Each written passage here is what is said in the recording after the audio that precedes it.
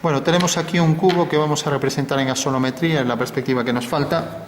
Fijaros que hasta ahora teníamos varias formas de representarlo. Teníamos, si cogía la figura, mira, casualmente esto coincide, la figura y representaba una cara en verdadera forma y la desplazaba, tenía una perspectiva militar, ¿vale?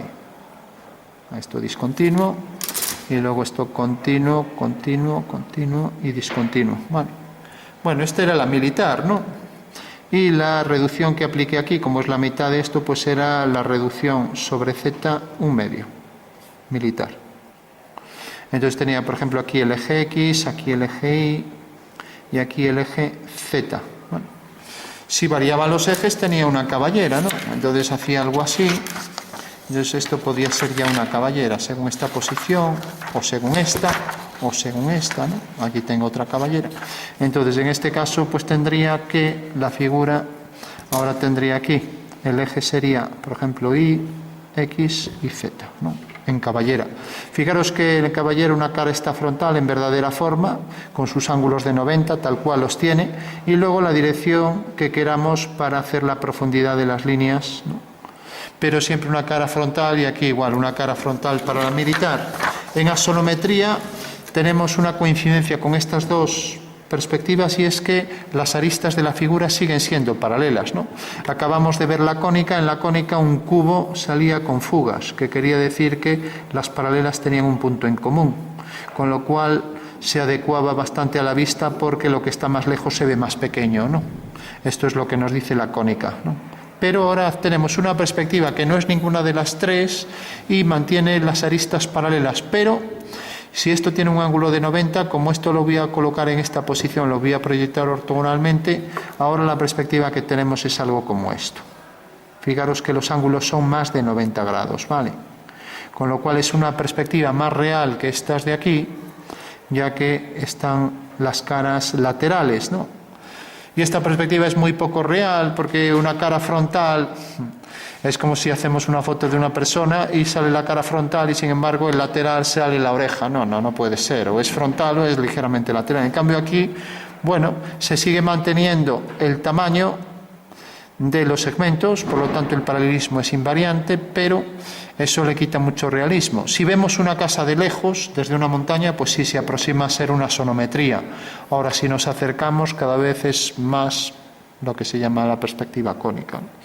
Es verdad que nosotros vemos en cónica, porque nuestro ojo es, a partir de la pupila, es un punto de luz, perspectiva cónica. Y que incluso una casa vista de lejos también sería cónica. Lo que pasa es que las fugas están muy lejos, ¿no? Pero es casi axonometría. Bueno, pues vamos a ver cómo calcular esto. Fijaros que esto es una proyección oblicua del cubo, mediante paralelas, ¿no? Por eso decimos que es cilíndrica y oblicua, ¿no?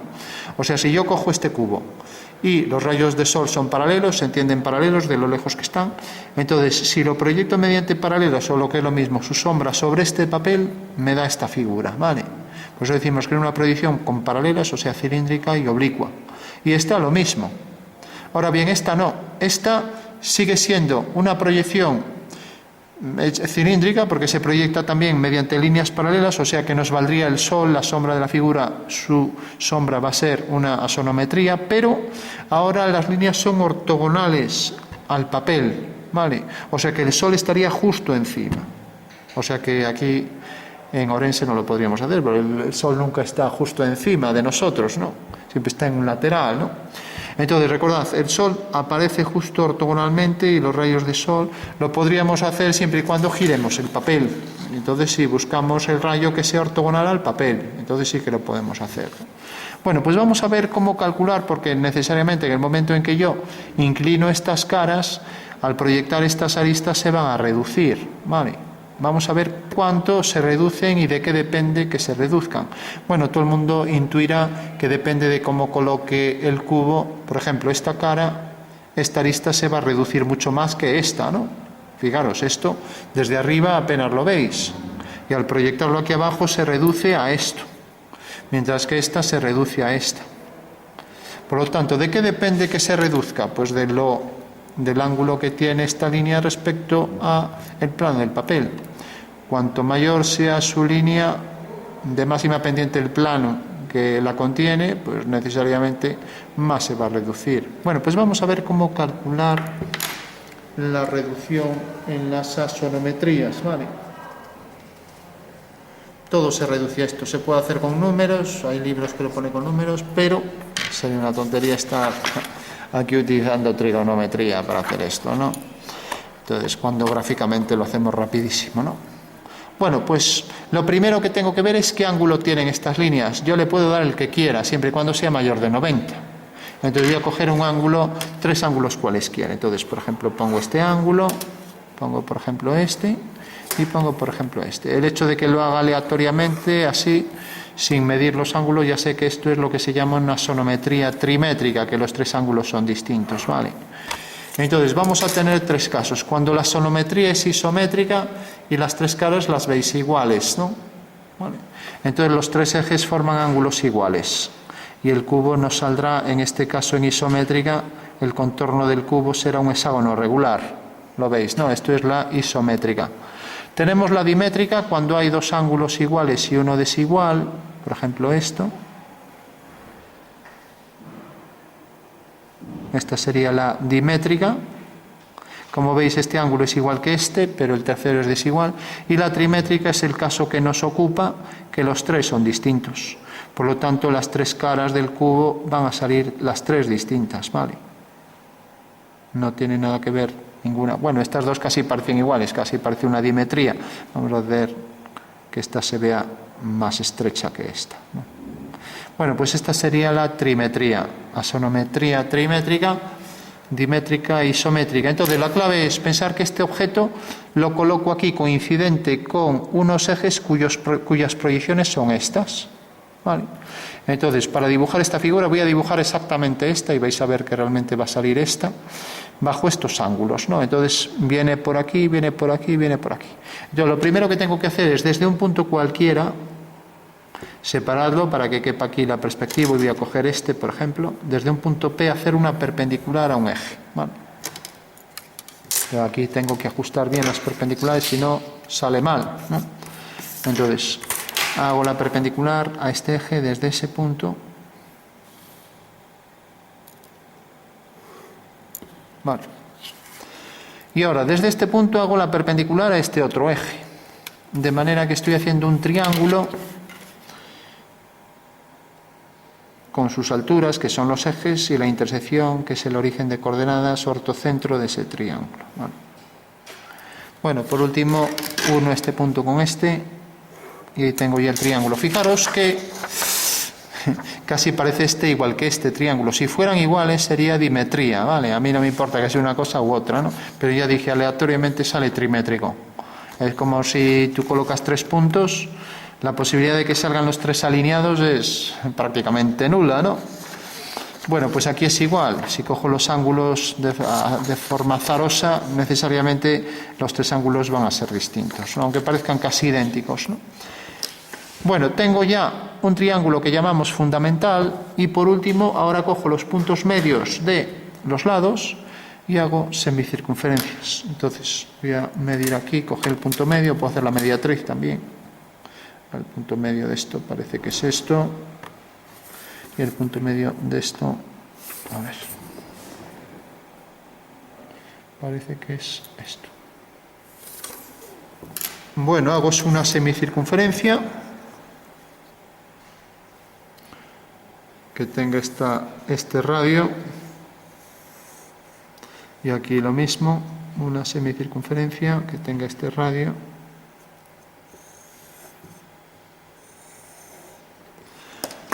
Y para concluir, uno este punto con estos 2,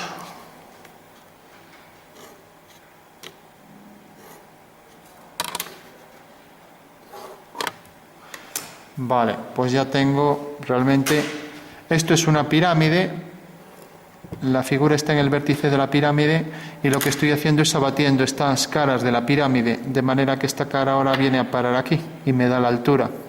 Entonces coloco esta cara, que era este cuadrado, si no recuerdo mal, lo coloco aquí. Bueno, tiene que estar perfectamente alineado porque va a estar apoyado en esa cara. y coloco también, esta sería la planta de la figura, aquí la planta de la figura. Vale. Tengo los dos cuadrados ahí. Bueno, pues ahora lo único que hago es proyectar este eje que llamaré X' abatido, queda aquí, X' abatido. El eje Y' abatido queda aquí. Y el eje Z' pues será este abatido, ya que al estar así viene a parar aquí. Z' abatido. Abatido lo ponemos entre paréntesis. Entonces, por este punto trazo la paralela al eje Y', siempre paralelas a los ejes. Tengo la altura real. Por este punto la paralela Z, tengo ya su longitud real. Y por aquí la paralela Z, tengo su longitud real. Bueno, pues ya tengo las tres medidas. Con lo cual hago por aquí una paralela a esta, por aquí una paralela al Z, por aquí una paralela al eje Y', por aquí paralela a Z, paralela a X', y ya tengo ahí el cubo. Levanto vertical, viene por aquí y por aquí. Estos puntos quedarán perfectamente alineados y está bien dibujado, los tres. Lo mismo esto con estos dos, y lo mismo esto con esto, y lo mismo esto con esto, si está bien dibujado. Bueno, ya tengo la perspectiva del cubo. Vale, vamos a ver que esto es cierto, porque como ya digo, todo lo que sea geometría descriptiva y perspectiva se puede hacer en 3D. Vamos a ver que es cierto en 3D. De hecho, antes de hacerlo, voy a simularlo en el espacio. En el espacio esto es una pirámide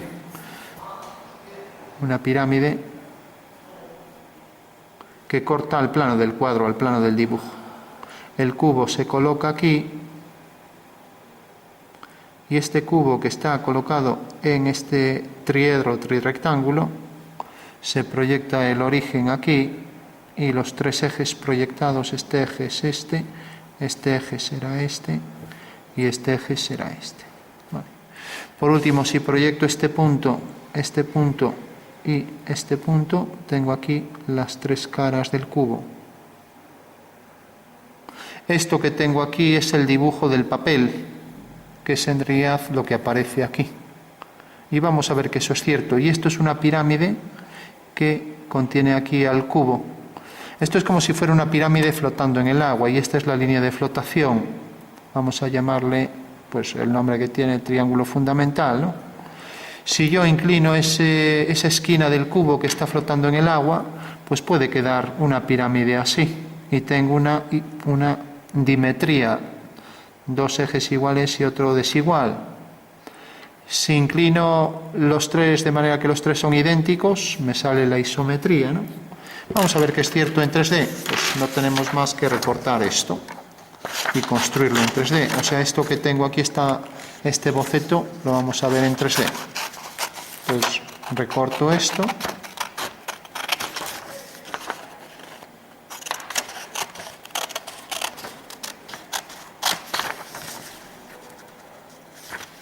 A ver.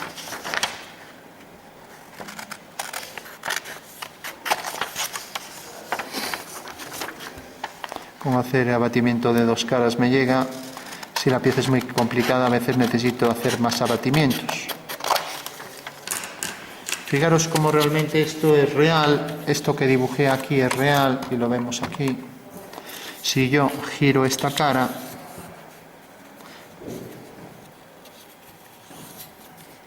y ahora giro esta cara, pues ahí tengo ya la pirámide, ¿vale? Lógicamente la pirámide se puede construir en 3D, lo sabemos por el tema de los desarrollos, ¿no? Entonces fijaros que está aquí, y el cubo está colocado aquí, así. La proyección de este cubo sobre el plano del papel es esa, o sea que visto esto desde aquí ortogonalmente, pues esto en el espacio, si quito esto y quito esto, tiene que salir exactamente lo mismo, ¿vale? O sea, tenemos que encontrar ahí la posición exacta. ¿Y cuál es la posición exacta? Pues es esta. O sea, construimos la pirámide, y aquí tenemos entonces ya el cubo en el espacio que se proyecta ortogonalmente, provocando ahí su perspectiva, ¿vale? Bueno, ¿y por qué hacemos esto de...? A ver, lo coloco como estaba, así. A ver, estaba así. Así. ¿Por qué hacemos esto? Pues por lo siguiente, fijaros que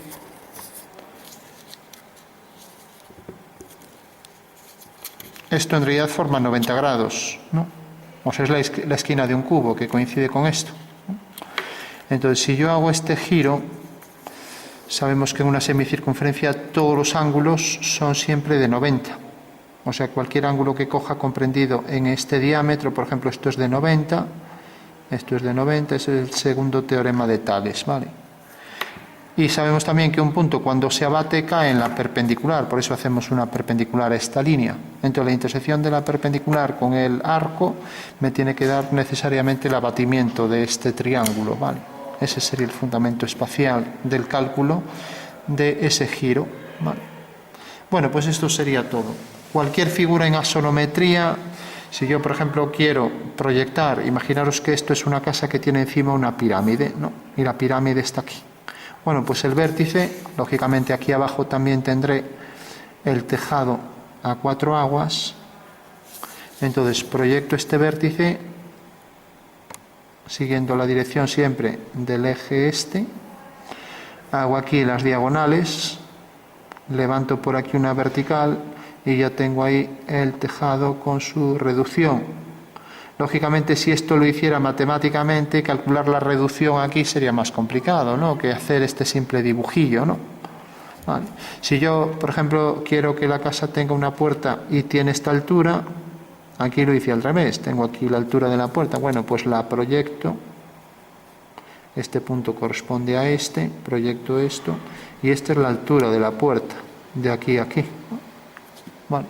Si ahora proyecto esto, pues cae desde aquí hasta aquí, es la anchura real de la puerta, ¿vale?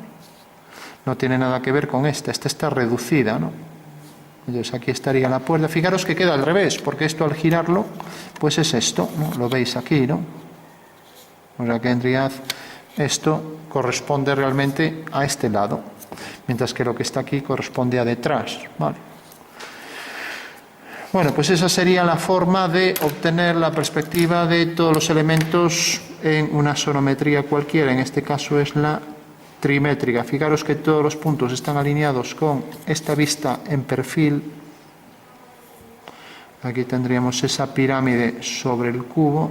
Ya no hago las líneas traseras, solo marco las anteriores. Y estaría ya completo el ejercicio de cubo más pirámide, ¿vale?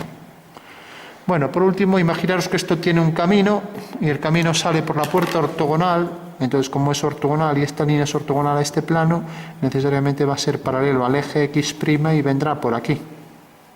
¿Vale? Esto, si lo represento aquí abajo, pues será una línea paralela a esta, porque en realidad es un abatimiento, y si en el espacio es paralelo, en su abatimiento también. O sea que esta línea y esta serán ambas ortogonales a la línea de la casa. Ahí tenemos ya pues lo que sería un camino hacia la casa, por ejemplo, ¿no? Por último, si coloco aquí, pues yo qué sé, una ventana, un ventanuco, pues este ventanuco realmente lo debo colocar aquí, proyectar, y proyectar su altura también, tiene la misma altura de la puerta y tiene aquí esta altura.